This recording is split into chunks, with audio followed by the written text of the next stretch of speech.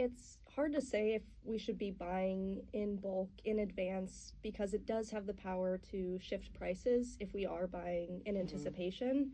But that also doesn't mean, yeah, if you're someone who does have the income to pre-buy in bulk, then sure, if that's something you want to do. Mind you, it's a 90-day pause, and analysts are cautioning against, in certain cases, buying against bulk. One of the things we talked about was clothes becoming more expensive and turning to secondhand markets.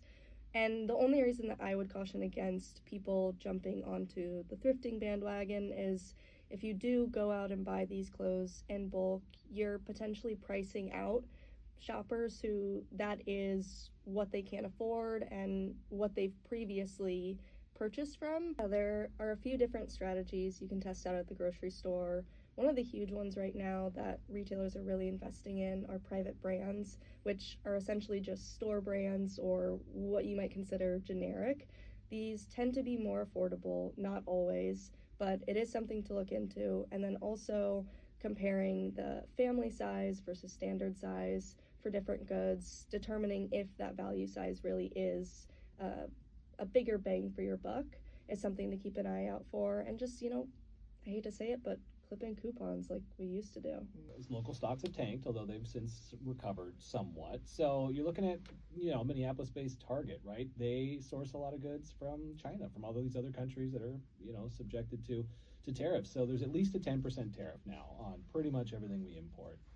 China's now got, 125%.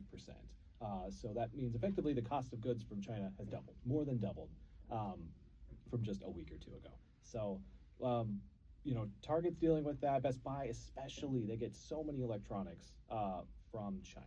And so that's the big worry we've got is like, how much is that new Nintendo Switch 2 going to cost? I knew you were going to mention it. So tariffs are an import tax. It's money paid to a government, like the United States government, by the importer, the business who is bringing goods across the border. So if you are, say, shipping in $1,000 worth of wood from Canada, until today at least, there was a 25% tariff on that wood. So you'd have to pay $250 in addition to the $1,000 you're paying for the wood to bring it across the border.